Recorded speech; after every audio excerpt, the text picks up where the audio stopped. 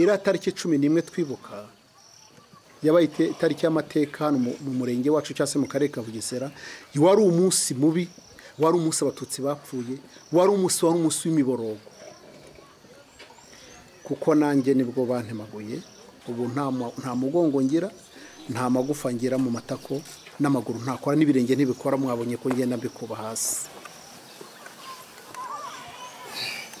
Aha ni iwanjye hano.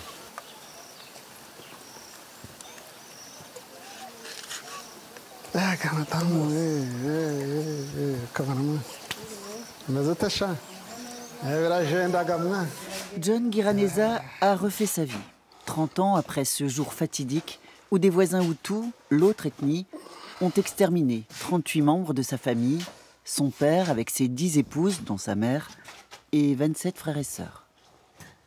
Nanjye nsigara ngira ngo murabona hano mutwe uyu ni umuhoro barantemye. Jenoside imaze guhagarara nabashe kuba mu bitaro bya Kanombe imyaka 6. Bambwira barambwira ati ugomba gutaha ugasubira iwanyu.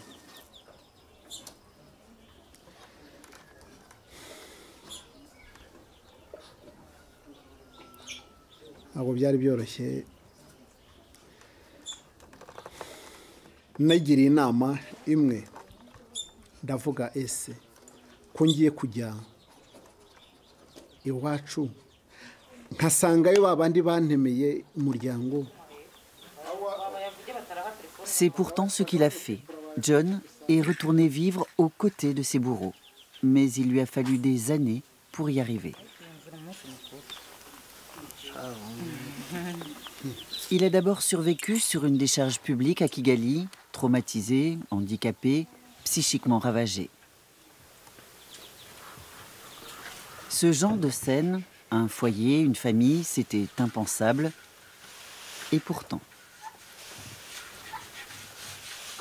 Yankundishije Uwimana Marie Jeanne dore nguyu.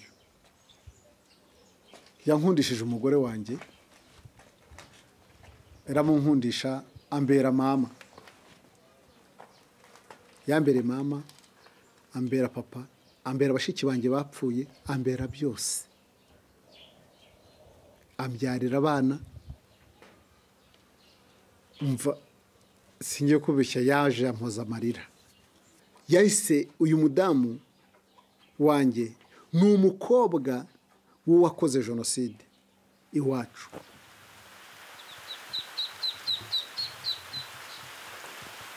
Après le génocide, le père de Marie-Jeanne s'est enfui. Elle ne l'a jamais revu.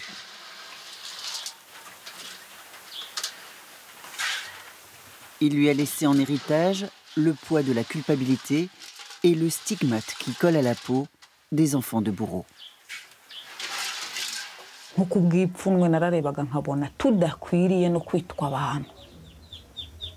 Tudakwiriye kwitwa abantu bitewe n'amahano ababyeyi bacu bakoze, nkabikurura nkumva mfite ipfunwe.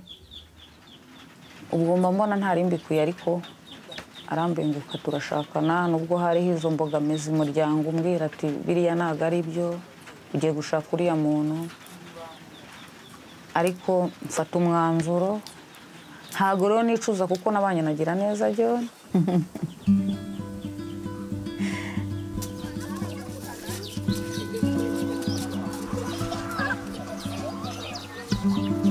On est à Rouerou, le village de John et Marie-Jeanne. Les nouvelles générations poussent, enfants, petits-enfants, nés après le bain de sang.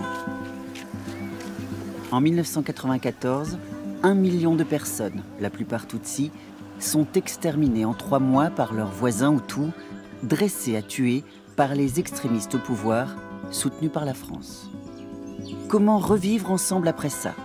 Rapidement, le mot d'ordre officiel, c'est unité et réconciliation. Et Rouerou, c'est un peu le laboratoire de cette politique. Un des 8 villages de la réconciliation fondés au Rwanda par une ONG chrétienne.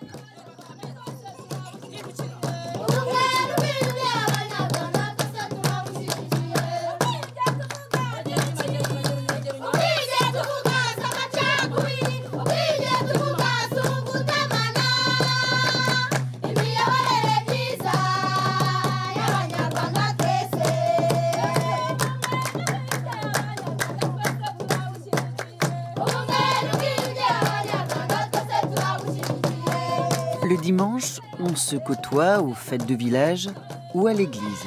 Survivants, tortionnaires, leurs familles, que rien ne distingue. Hutu, Tutsi, ces termes sont désormais proscrits par la loi.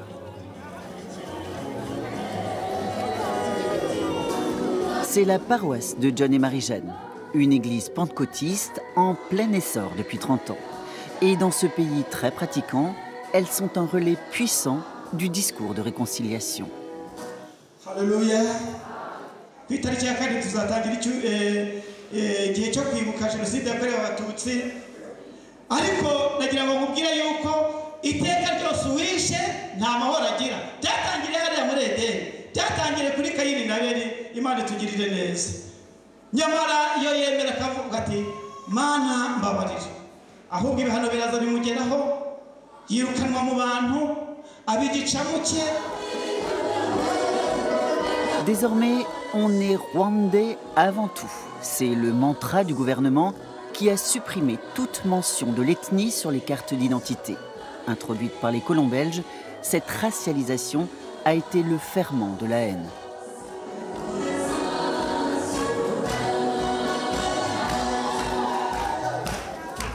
Igihugu cyacu nyakubahwa perezida wa repubulika Paul Kagame na guverinoma yarayoboye bakoze umurimo ukomeye cyane wo kubanisha neza abanyarwanda, guhana abakoze nabi, kubigisha kugira umutima wo gusaba imbabazi, kuko urumva icyaha cya jenoside n'icyaha cy'indengakamere nta kirarenze, ariko hamwe no kwigishwa abanyarwanda bagiye bumva umutima w'imbabazi. C'est le couplet officiel et personne ici ne songerait à le contredire. John nous a dit la même chose. Il a choisi cet endroit pour nous parler du moment précis qui a bouleversé sa vie. Aha munsi y'ibiti niho hatumye nongera kuba umuntu, kuko iyo ngeze munsi y'ibiti mpita nibuka uko nari meze kera. Ni ibikomere nahuye nabyo byatumye njya kuba marine, byatumye kuko numvaga nta wundi muntu ubaho uhari, kuko nanjye nkimara kuvuga ko hatura mutima wanjye nkavuga ngo ndababariye, nkababarira abantu bose bankoreye ibyaha, nanjye nibwo nabashe kucya, ntangira kubona ko abantu bose ari beza. Hanjye nashatse umuhutu tutazi amoko, ariko iwabo bishe iwacu, ariko ubwo jyewe byarananiye, aca uko nkumva ndarakaye, nkumva ndababaye, kandi banyicire twarabyaranye twarashyingiranywe.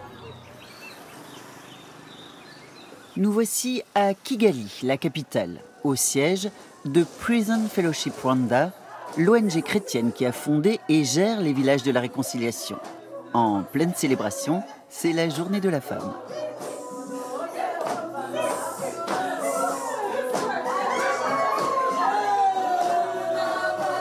Et voilà le secrétaire général de l'organisation, Célestin Garouyinka.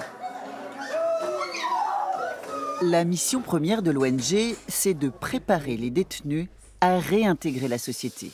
Dans les années 2000, il y en avait plus de 80 000. Depuis, environ 60 000 sont sortis. This is one of the letter that prisoners, after undergoing prison fellowship program, they understand the crime that they have committed.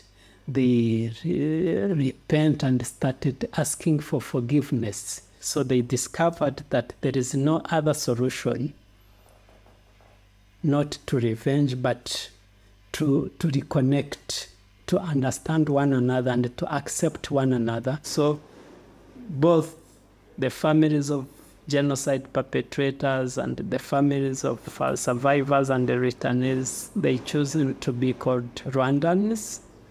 And this is what is healing all of us.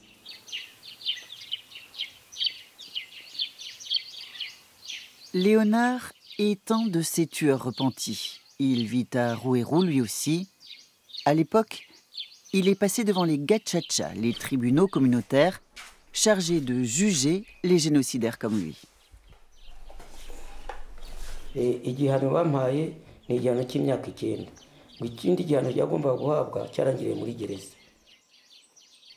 Nsanga nari mu kibagenzi banje kandi barabantu nkanjye. Iyo nigaruye agatima hejuru gutya, ari nubwo bintera ihungabana ariko rimaze kugenda rishira.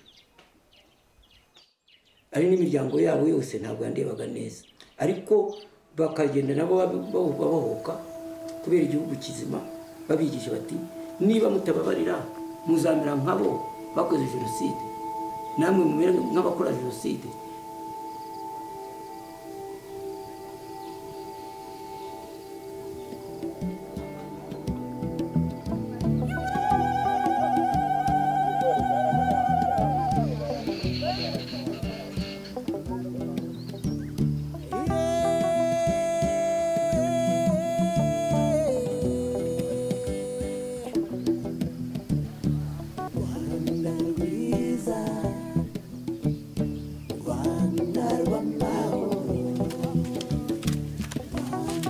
Au village, victimes et bourreaux travaillent ensemble au champ. Ce jour-là, on sème les haricots. On retrouve Léonard qui enfourne une poignée de graines pour recracher la semence en terre. C'est dans ces gestes de toujours, ce quotidien partagé, que tout doucement, ils ont retissé des liens. Avec Marie, par exemple, ça paraissait surhumain. Léonard a tué son frère. aza kuhatura icyangoraga cyane no kumureba byarambabazaga ntarabanza kwiyakira. Natekerezaga imiryango y'iwacu yapfuye. Imiryango yacu yari yapfuye, babishe ari benshi cyane, mbona sigaye jyenyine na musaza wanjye umwe. Ni ukuvuga ngo ikintu cyari kigoye cyane ni ukubonana nabo nagiriye nabi.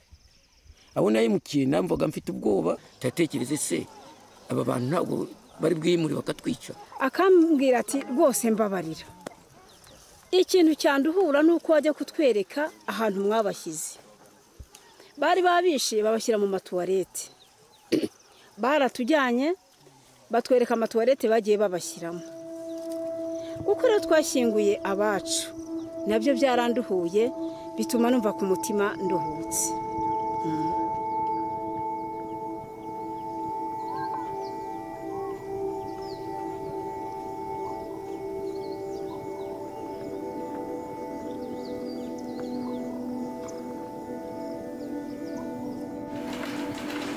Les femmes ont formé une association de couture. Elles font des sacs, des pagnes.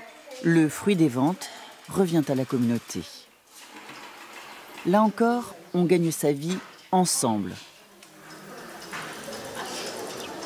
Le tableau paraît presque idyllique, mais on ne voit rien des blessures intimes qui suintent toujours, des crises traumatiques qui persistent.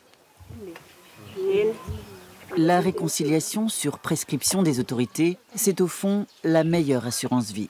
Les villageois vivent en paix, en sécurité, et quand on revient des enfers, ça n'a pas de prix. yararwaye ntiyahinze amasaka muzi ko atahinze kubera ko yari kwa muganga, yumvaga rero hari ubufasha twamuha. Ngira ngo ubwo ejo aho kugira ngo nk'ishyirahamwe ahubwo twateraniramo tukashaka imbuto tukanamuterereza. Kandi inguranye nabo twegeranye, iyo ari akabazo kavutse no mu ngo twegeranye, haba ku manywa haba nijoro. Ubwo rero igikorwa cya mbere dukora ni uko ikibazo cy'umwe muri twe icyo ari cyo cyose tukigira icyacu. Tugeza n'igihe tukageza igihe cyo kwicarana tukaganira mu bitari byerekeye bya jenoside. Twe nk'abo twabonye icyo kunywa tugaterana tugakorana ubukwe, turashyingirana. Muri byose nta kintu tudafatanya, umwe n'ubwiyunge ni uko tubugaragaza muri twe.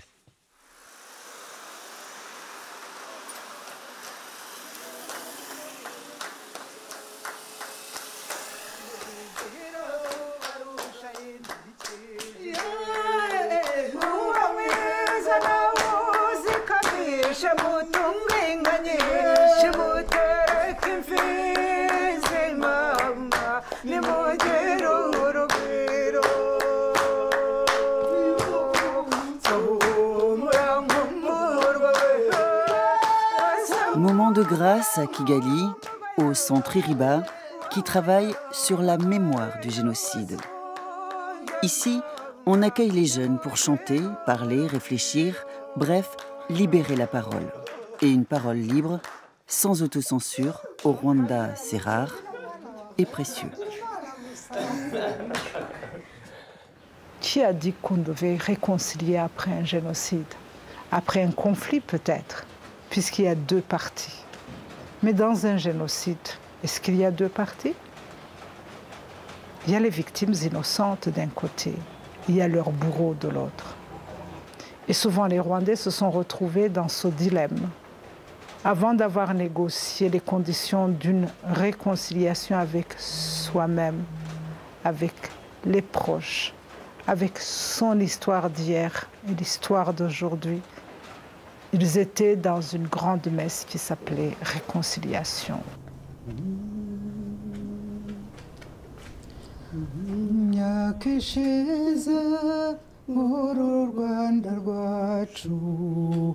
rwahuza abarwo rwacuze imiborogo amarira menshi avanze n'imivu y'amaraso ikiremwa muntu cyahitaye agaciro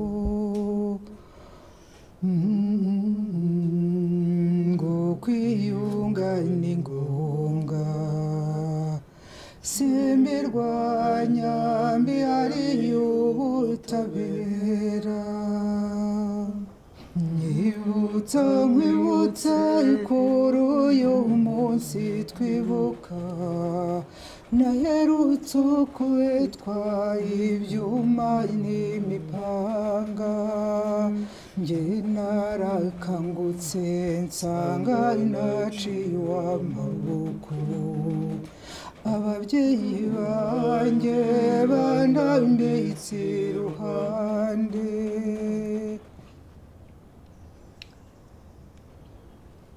À un moment donné, ils ont dit qu'il faut laisser les chansons-là qui parlent de la mort, qui renvoient toujours à la mort ou qui fait les gens retourner en arrière, qu'il ne faut pas les chanter encore et aller de l'avant. Nous sommes 4 dans ma famille, mais je n'ai jamais vu ma maman nous parler de ce qui s'est passé. Et quand on essaie de venir lui parler de ça, de lui demander exactement, il est là, il dit mes enfants, qu'est-ce que vous me... C'est quoi cette question? Pourquoi vous me posez ces questions-là? Ça veut dire qu'elle-même, elle n'a pas pu faire le travail de se réconcilier avec son histoire ou bien de s'apaiser. Et c'est difficile aussi de transmettre ça.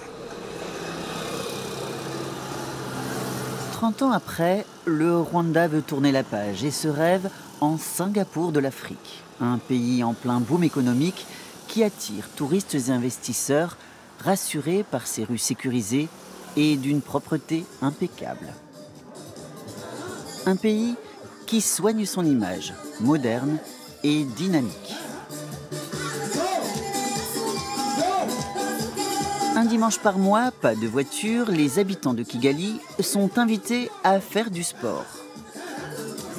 Le président Kagame en personne donne l'exemple, lui dont l'endurance politique est sans égale. Il y a 30 ans, il a mis fin au génocide et depuis, il dirige le pays de main de fer. Les opposants sont réprimés, la presse muselée, mais Kagame, c'est aussi l'ordre, le progrès et l'unité retrouvée, avec un ministre dédié à la tête du ministère de l'Unité nationale et de l'engagement civique. 65% de la population rwandaise, ce sont des jeunes de moins de 30 ans. Ce qui fait que ces jeunes de moins de 30 ans, ils n'ont ni participé au génocide, ils n'auront pas subi directement, si vous voulez. Et donc nous tenons à ce que notre jeunesse sache que l'irréparable a été commis et que donc plus jamais il ne faut plus y revenir. C'est jour de classe à Rouérou. Et comme tous les matins, les élèves sont rassemblés au grand complet.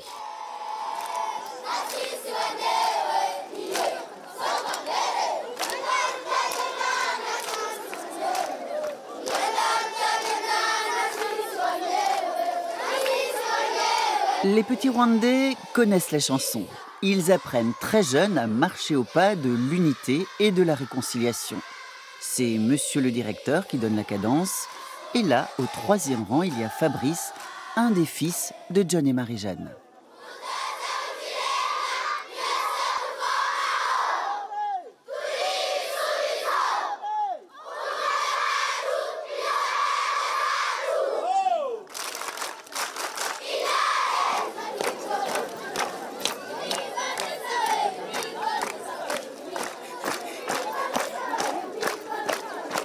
Avec l'histoire terrible qu'a connue le Rwanda, l'éducation, c'est vraiment la clé de tout.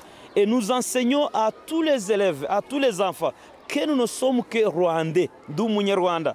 Et ce slogan est tel qu'il élimine tout ce qui peut venir diviser les Rwandais. Abana mwaramutse tugiye gutangira isomo ryacu. Ninde wambwira jenoside ni iki? Kwicana kw'abantu. Ni ukwicana kw'abantu. Nta wundi ufite uko abyumva? Aha. Ni ukuvangura amoko. Nta wundi ufite uko abyumva? Ingengabitekerezo. Ni ingengabitekerezo. Ibyo byaje bite kugira ngo Abatutsi n'Abahutu bangane? Aha.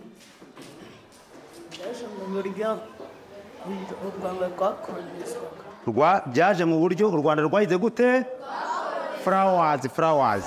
Ni ukwica abantu, ni ukwica ubwoko bumwe, ukabumaraho ubuzijije uko bavutse cyangwa se aho basengera cyangwa se uko baremwe, sibyo?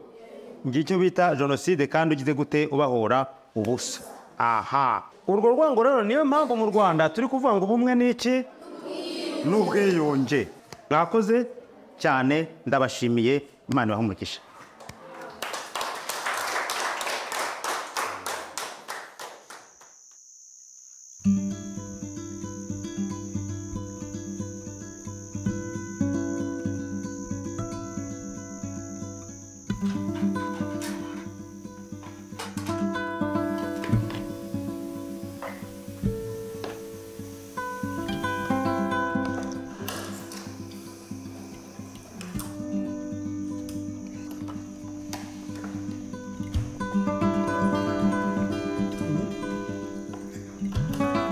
abana banjye barabizi ko sogokuru wabo ubyara nyina ari we wishe sekuru wabo ubyara isi.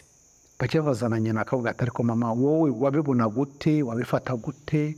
Bakabimubaza none we ko wabibonaga kuki utabwiraga papa wawe ngo yo kwica abantu? Ariko ugasanga nyina aramubwira ati njye ntabwo nari umwana nanjye nkamwe, ese wowe wabuza papa wawe gukora ikintu? Ugasanga nyine umwana tugomba kumusobanurira ikintu cyose ukuntu kigiye giteye nuko cyabaye.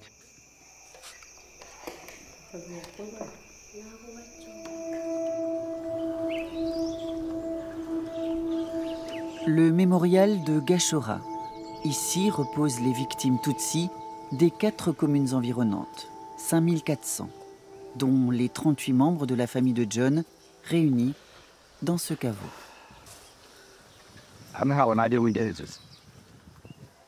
Ushatse n'amarwa mukareba yacu ntoyizi iri hano irajya hejuru, iri hejuru y'izindi.